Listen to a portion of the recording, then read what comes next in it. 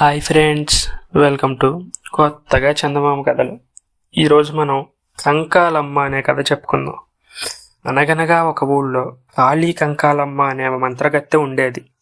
ఆ మంత్రగత్తె కుక్కలను మేకపోతులుగాను మనుషులను మానులుగాను మార్చేస్తుందని అందరూ అనుకునేవారు. అలా మార్చేసిన మేకపోతుల్ని ఆ మానులతో వండి రోజు ఆరగిస్తుందని వాడుక. ఈ సంగతి ఒక రాక్షసుడికి తెలిసింది.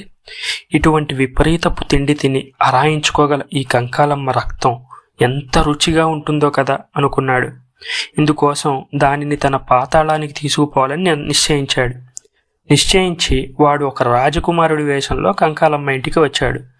కంకాలమ్మ, కంకాలమ్మ, నిన్ను గురించి లోకంలో అబ్బురంగా చెప్పుకోగా విన్నాను. నీ అందాన్ని చూసి నిన్ను పెళ్లాడాలనుకుంటున్నాను, మరి ఏమంటావు అని అడిగాడు. కంకాలమ్మ తన బోసి నోరు తెరిచి హిహిహి అంటూ పెద్ద నవ్వు నవ్వి, అయితే నీ ఉద్దేశం బానే ఉంది, కానీ నన్ను నువ్వు మీ ఊరు తీసుకెళ్లగలవా అని అడిగింది. దానిదేముంది, నా వీపు మీదే ఎక్కువ, క్షణం సేపట్లో మా పట్టణం చేరుస్తా అన్నాడు వాడు గంభీరంగా. సరే కాని అంది కంకాలమ్మ.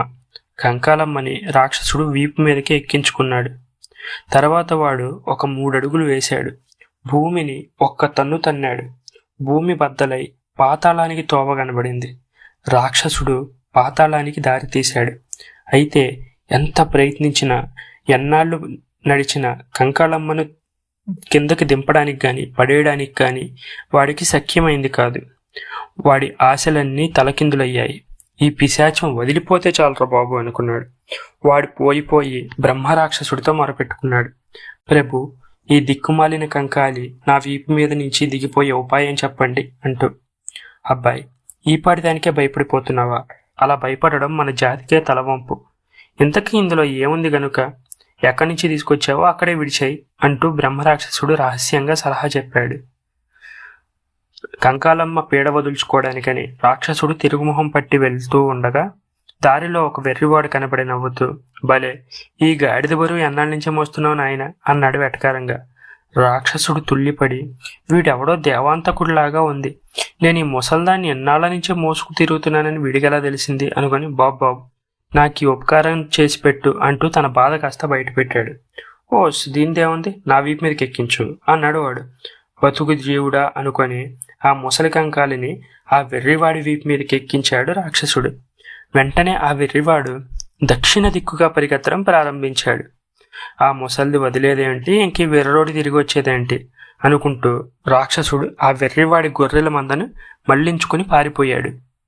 2 అడుగులు వేశాడో లేదో మళ్ళీ ఆ వెర్రివాడు ఎదురు సిద్ధమయ్యాడు. ఏం మామ, ముసల్దాన్ని నాకు అప్పగించి నా గొర్రెల మందను మళ్లించుకుపోదాం అనుకున్నావా అని మళ్ళీ నవ్వుతూ అన్నాడు ఆ వెర్రివాడు. ఆ మాట వినిపించుకున్నట్టుగా నటిస్తూ, అయితే ఆ పిశాచిని ఎలా వదులుచుకున్నావురా అబ్బి అన్నాడు. దానిదేముంది, ఆ పక్కనే దిక్కుమాలిన వాళ్ళు పడి చచ్చే చెరువు ఒకటి ఉంది, దాంట్లో పడేసి వచ్చా. దండు నా గొంగలి పట్టి ఎంతకీ వదిలిందే కాదు, పోతే పోయిందని నా గొంగలి కూడా చెరువులో వదిలేసి వచ్చా అన్నాడు వాడు. వాడు చేసిన ఉపకారానికి ఎంతో సంతోషిస్తూ రాక్షసుడు వాడితో, అబ్బాయి, నువ్వు పని చేయి, నేను ఈ దేశపు రాజు కూతుర్ని ఆవహిస్తాను. ఆ అమ్మాయికి ఇంకా మాట మంతి చూపు చేత లేకుండా చేస్తాను. సరిగ్గా ఇవాళకి 31వ రోజు నువ్వు రాకుమార్తె చెవిలో నేను వెర్రోణ్ణి పిల్ల అను, అంతే, నేను ఆమెను వదిలేసిపోతా. ఆ తర్వాత నీకు పట్టబోయే సిరి ఎటువంటిదో నువ్వే ఆలోచించుకో అని చెప్పాడు. సరే అని ఆ వెర్రివాడు బయలుదేరాడు. పట్నం వెళ్ళేటప్పటికి ఎక్కడ చూసినా ఇదే గొడవ. రాజకుమారికి మాట పడిపోయింది. నెలైంది.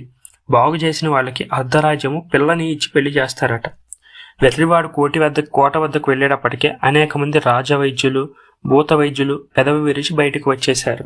వెర్రివాడి వేషం చూసి అందరూ అసహ్యించుకున్నా వైద్యుడి హోదాలో రావడం వల్ల లోపలికి వెళ్ళనీయక తప్పింది కాదు. వెర్రివాడు దర్జాగా, ఠీవిగా, ధైర్యంగా వెళ్ళాడు. మంత్రాలు తంత్రాలు అట్టహాసం చేశాడు.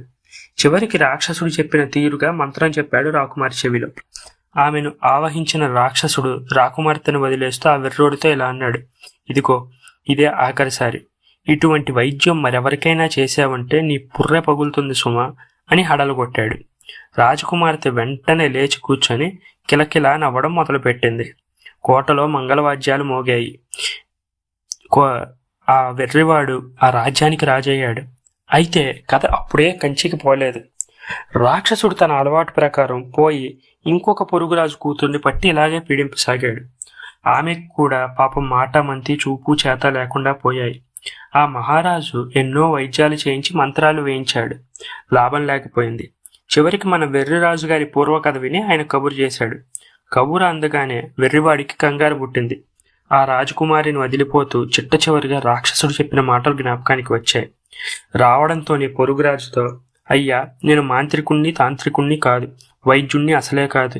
ఏదో వరప్రసాదం వల్ల ఆ రాజకుమారిని మాత్రం బాగు చేయగలిగాను. ఆ మంత్రపటిమ అంతటితోనే అయిపోయింది, కాబట్టి నా వల్లేం కాదు అని సమాధానం చెప్పాడు. ఈ మాటలు వినిపించుకోకుండానే, మా కోరిక నెరవేరిస్తే సరే సరే, లేకపోతే యుద్ధానికి సిద్ధంగా ఉండు అని రాయబారం పంపాడు పొరుగురాజు. వెర్రివాడు సందిగ్ధంలో పడి, సరే ఏమైతే ఏమైందిలే గాని చూసుకుందాం అని బయలుదేరాడు. కోటలోకి వెళ్ళాడు. మునుపట్లానే మంత్రాలు తంత్రాలు మొదలైన అట్టహాసాలన్నీ చేశాడు.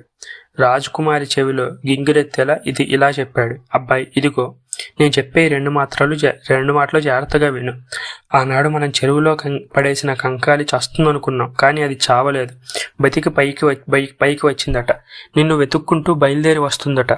ఊరి పొలిమేర వరకు వచ్చి ఉంటుందని చెప్పుకుంటున్నారు. నువ్వు నాకు ఉపకారం చేశావు కదా అని ఈ మాట ముందుగా నీకు చెప్పాను అని ఆ వెర్రివాడు ఇంకా చెప్పడం పూర్తి చేయనే లేదు.